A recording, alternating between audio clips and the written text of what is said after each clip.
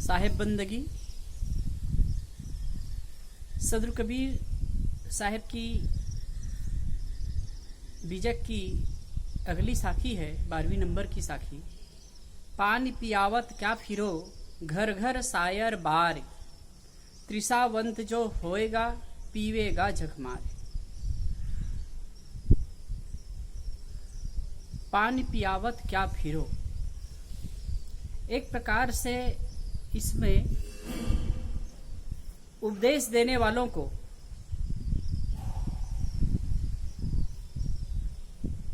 साहेब का संकेत है। पानी पियावत क्या फिरो, घर घर उपदेश देते हुए क्यों फिरते हो। घर घर सायर बार, घर घर में ज्ञान का समुद्र है, लोगों के पास जानकारी है।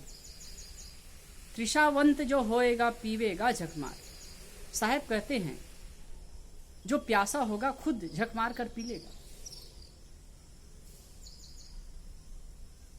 दुनिया में सबसे सरल काम उपदेश देना है और सबसे कठिन काम उस पर चलना है। उपदेश देना बड़ा सरल है, उपदेश तो दे देते हैं। जब आप सब देखते होंगे गांव परिवार में किसी का शरीर छूट जाता है और घर वाले दुखी होते हैं, रोते हैं, बिलखते हैं, तो पड़ोसी दूसरे लोग आ करके उनको समझाते हैं।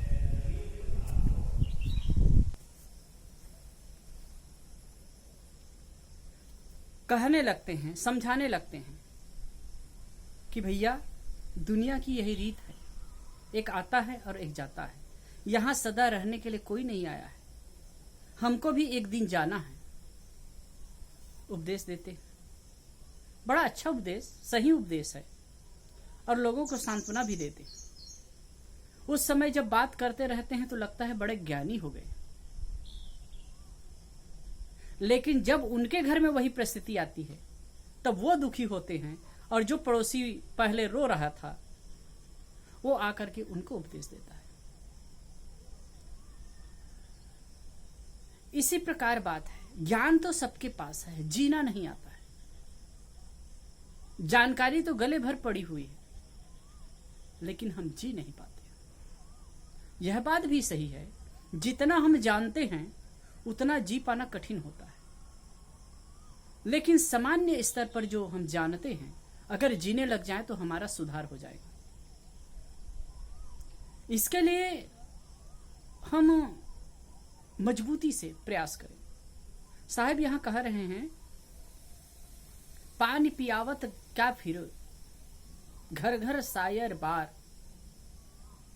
उपदेश देते देते क्यों फिरते हो। कितने लोगों को एक ललक होती है, एक तड़फ होती है, कितने लोगों को हम सुधार दें, कितने लोगों को हम जागृत कर दें, लेकिन एक समझना होगा कि ये तड़प से उतना कुछ होने वाला नहीं है। सहज रूप से उपदेश करिए और जिसको सुधरना होगा सुधर जाएगा। हम जा बेजा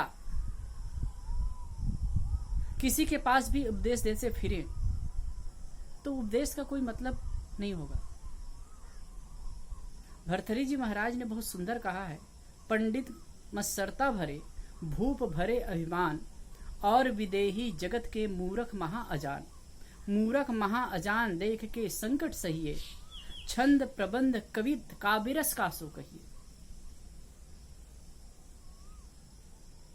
वृद्ध भई मन माय मधुर वाणी गुण मंडित, अपने मन को मार मौन धरि बैठत पंडित। कहते किसको उपदेश दिया जाए। पंडित तो अभिमान से भरे हुए हैं, सामान्य जन अज्ञानता में पड़े। लेकिन ये कहने की बात नहीं, उपदेश की आवश्यकता है और यथासंभव हम जानते हैं उसको देना ही चाहिए।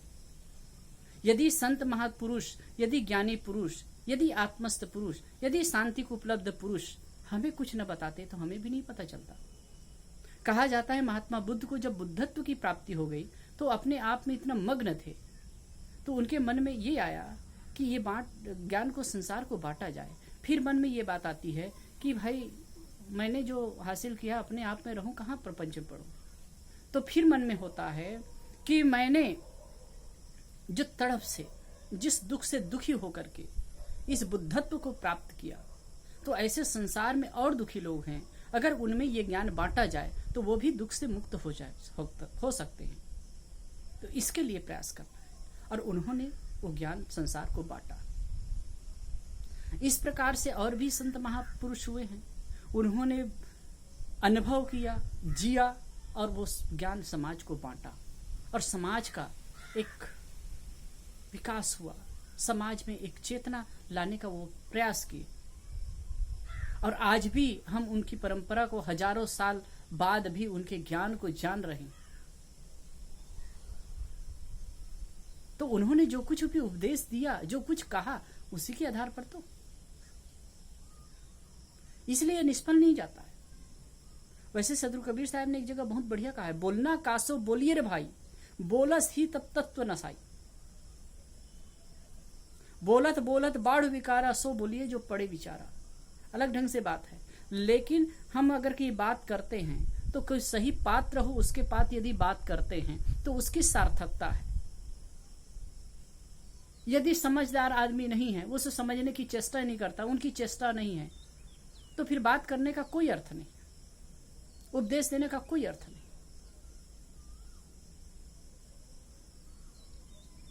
इसलिए साहेब एक संकेत करते हैं, एक चेतावनी देते हैं, पानी पियावत क्या फिरो, घर घर सायर बार।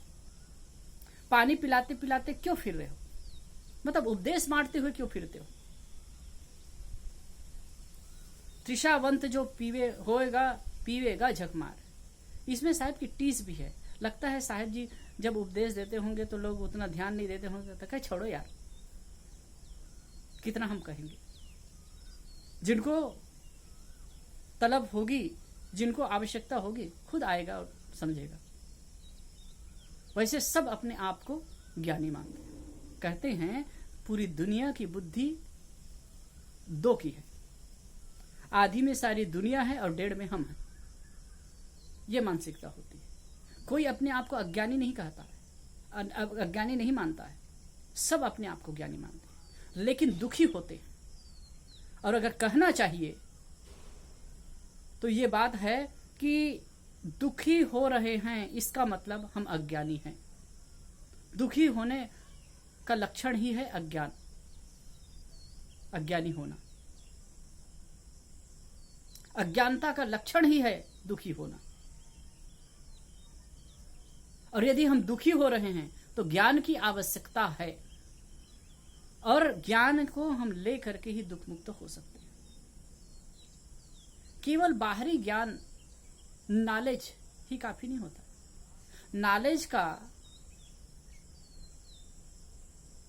व्यवहार में उतरना, ज्ञान का, जानकारी का व्यवहार में उतरना ही एक तरह से सही ज्ञान है। कहना चाहिए जानकारी का आचरण में उतरना ही ज्ञान है। और जब वो हमारे व्यवहार में उतरेगा तभी हम सुखी और संतुष्ट हो सकते हैं। तो इसलिए हमें चाहिए कि हम अपने जीवन में उस चीज को अप्लाई करें, जो चीज हम जानते हैं उसको जीवन में उतारें। हर आदमी जानता है, देखो कैसे ज्ञान है, और साहब कैसे संकेत कर रहे हैं कि सबके पास ज्ञान है। घर घर सायर बार, कितना सुंदर एक कथन है साहब का। घर घर सायर बार, सायर नाम समुद्र, बारी नाम कुआं, बारी कहते हैं तो कुआं के लिए संकेत है। घर घर कुआं है भाई, समुद्र और कुआं है। आदमी अगर प्यासा है, अगर पीना चाहे पी सकता है।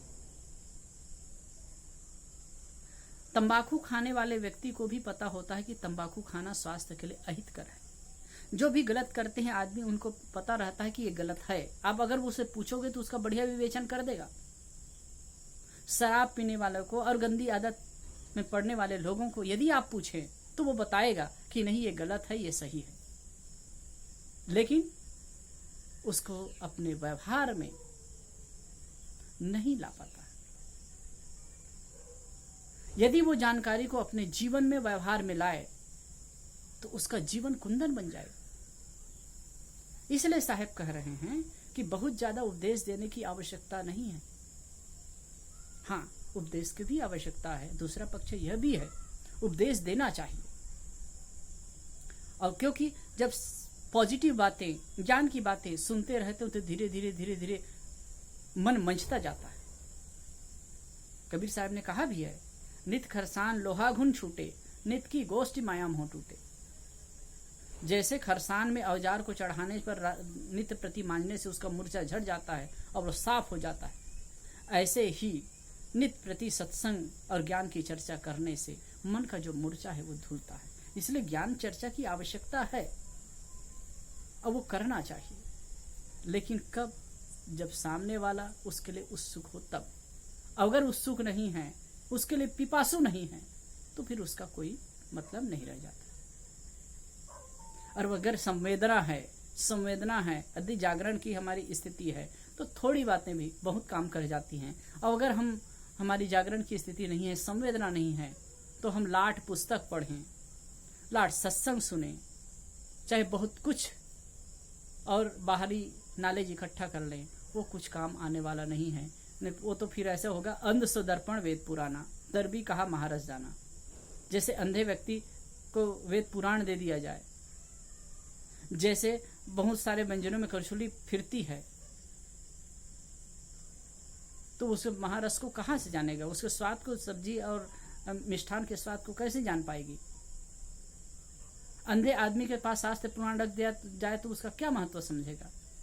क्या उसका सार निकालेगा? वो क्या जानेगा वो? तो ऐसे ही हम जानकारी इकट्ठा किए हैं, यदि उसको जीने न लगे तो फिर जानकारी व्यर्थ का है। हम सबको चाहिए, साहिब संकेत कर रहे हैं कि अपने अंदर पिपासा पैदा करो और उस पर जियो। एक प्रकार से उपदेशकों को चेतावनी है कि भाई घर घर जाकर के उपदेश देने के चक्कर में मत पड़ो, बहुत ज्यादा तड़प में न रहो, सहज रूप से अपनी बात कहो। जो सीखना है, समझना है, जानना है, जानेंगे।